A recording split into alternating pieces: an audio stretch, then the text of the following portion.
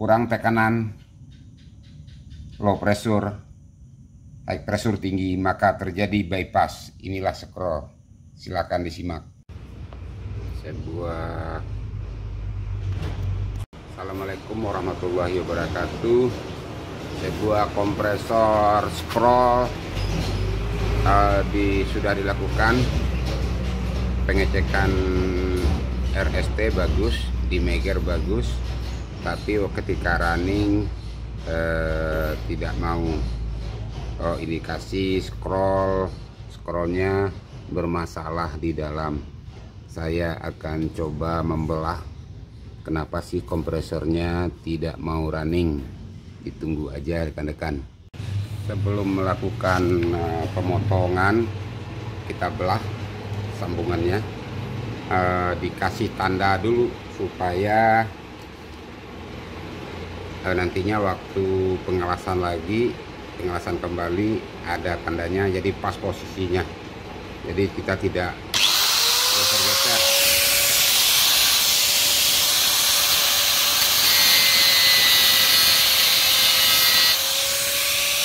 Kita kasih tanda aja satu biji. Setelah dilakukan pemotongan sekeliling, sekarang ini kita coba buka apa isinya scroll ini.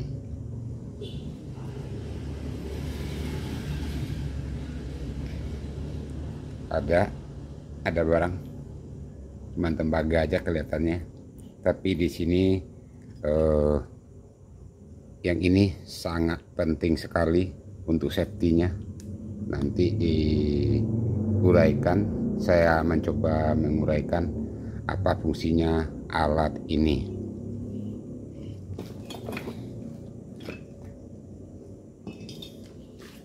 Kompresor scroll ini dia sebagai klep aja ini, dia berputar. Kita coba dulu angkat ke atas.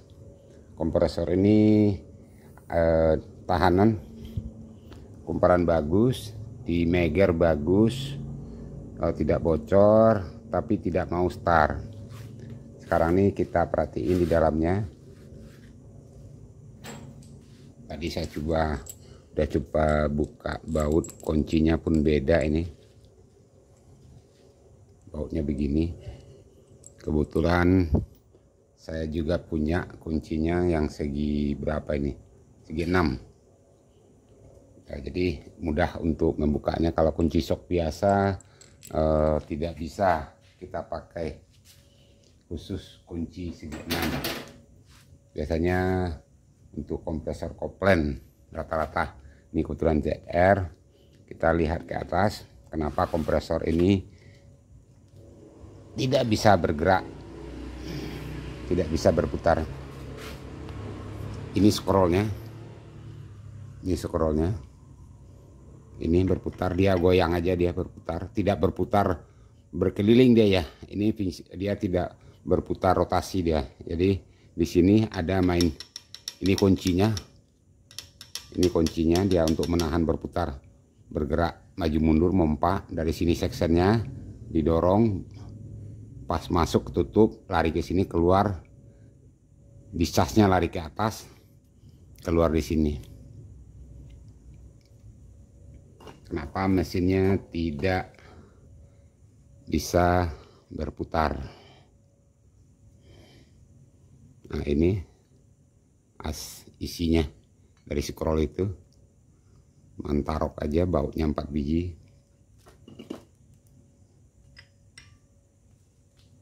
Ini kuncian putaran scroll ini. Dia kekunci di sini.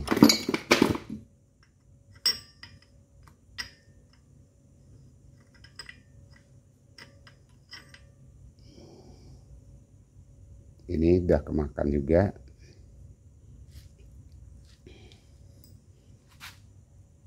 Rupanya kompresor scroll itu tidak mau berputar, bergerak di sini. Ini udah kemakan. Ini udah kemakan. Ini kalau kita putar asnya sekarang ini enteng. Jadi waktu dia berputar di sini, di dalam sini dia berputar, nahan. Jadi tidak licin lagi. Pinggiran ini tidak licin lagi, maka dia serat untuk berputarnya.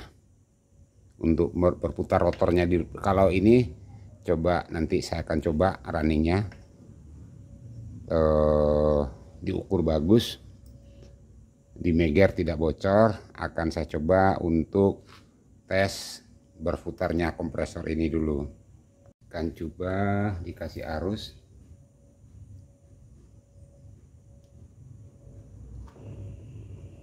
Berputar. Jadi kompresornya ini berputar, masih gulungannya masih bagus, tapi dikarenakan mekanikal, terutama di atas tadi udah bloknya di sini udah kemakan, mau tak mau kita tidak bisa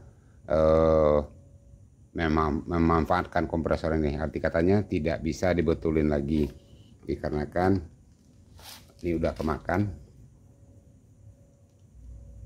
Ini udah kemakan. Ya, untuk rekan-rekan pemula terutama, terkadang kompresor scroll ini terjadi hilang tahanan di sini, hilang. Kalau kompresor biasa adanya overload, kalau overload protektor. Kalau di sini dia pakai internal, dia di dalam ini dia. Jadi penggabungan gulungan di antara 3 gulungan adanya di dalam sini. Jadi namanya internal protektor untuk kompresor. Dia kalau udah panas, terlalu panas, gulungan ini dia akan bekerja. Bimetal di sini bekerja, prinsipnya sama. Dia metal, kalau udah kepanasan dia melenting. Jadi bahan materialnya di sini bimetal, panas dia melenting. Kalau udah dingin dia ketemu lagi. Jadi ini fungsinya di dalam ini internal protektor. Kalau untuk kulkas atau kompresor yang satu pas biasanya ada overload yang hitam bentuknya. Kalau di ini kebetulan, nah kalau untuk di 3 pas motor penggerak biasanya begini bentuknya. Dia di luar. Kalau ini 3 kabel juga. Ini bekas motor 3 pas. Dia adanya di dalam situ. Dia kabelnya 3 begitu juga. Gabungan antara kabel RST keluar. Nah, di dalam kalau kita berbicara kumparan 3 pas U1, di dalam, yang di dalam nih gabungnya U2, V2, W2 di dalam digabung. Nah, jadi yang keluar di sini ketiga ini satu semua. Jadi kira-kira begitu. Kalau gulungan masih bagus, ini dikarenakan mekaniknya sudah haus. Ini goyang udah oblak juga ini. Jadi udah berat untuk berputar. Jadi permasalahan scroll ini tidak berputar gara-gara mekaniknya sudah haus. Sekarang ini saya akan mencoba untuk bagaimana sih cara kerjanya scroll ini, gitu kan, bisa mendatangkan kompresi.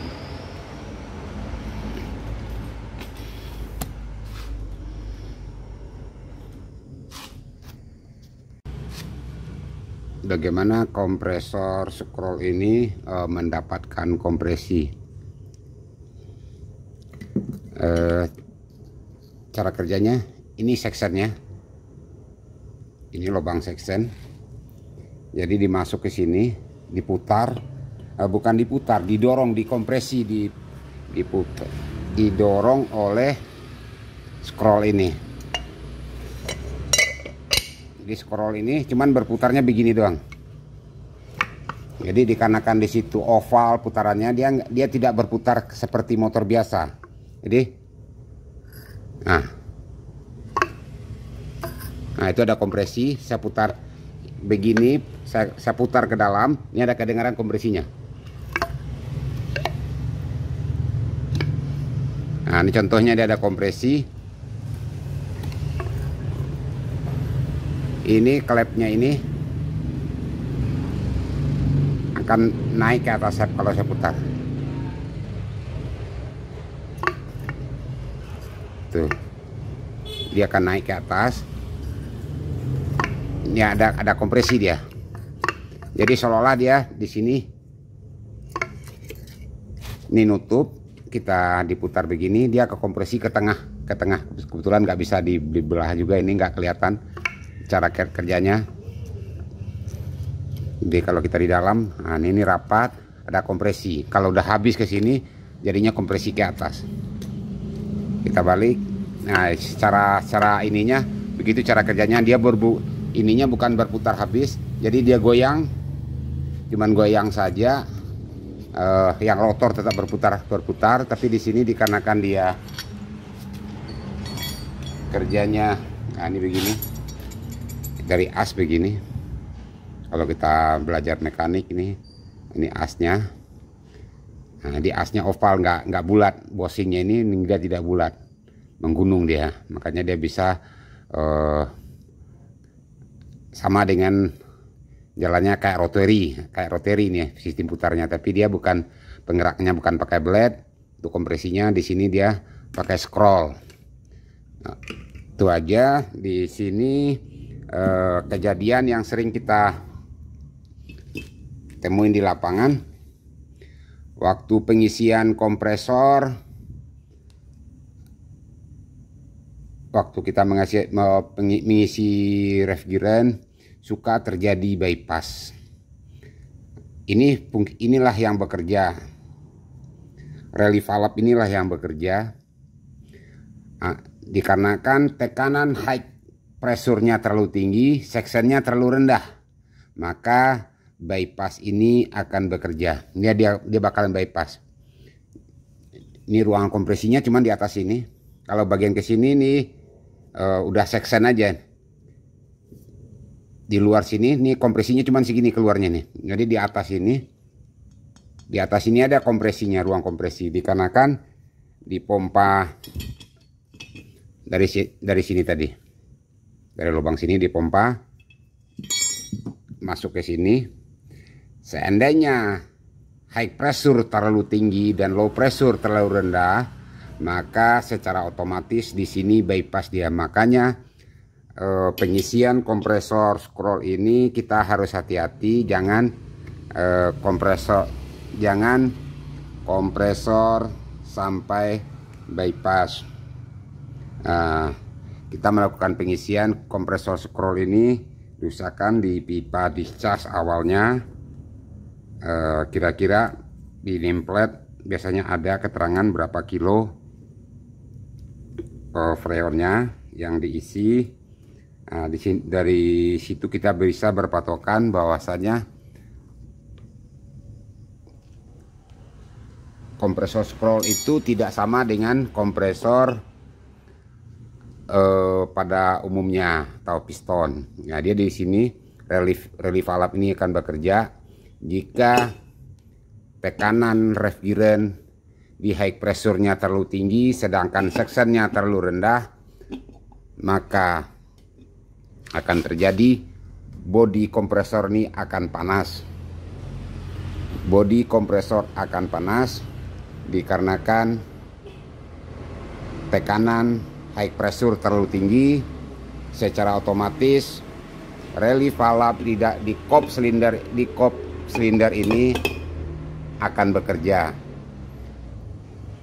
Hanya segini yang bisa saya sampaikan. Seandainya ada kekurangan, mohon dikoreksi.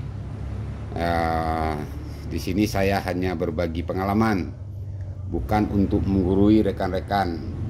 Hanya berbagi pengalaman saja, bukan untuk menggurui.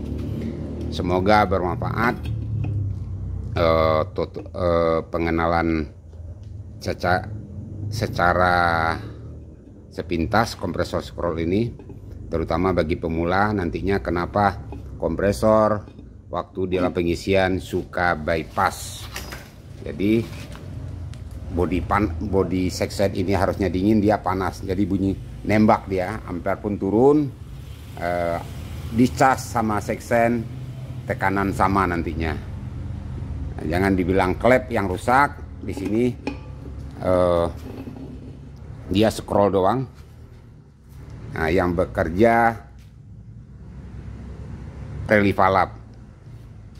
Itu aja rekan-rekan, semoga bermanfaat. Wabillahi taufiq wal hidayah. Wassalamualaikum warahmatullahi wabarakatuh. Salam dingin, salam beku untuk klostoret teknisinya tentunya.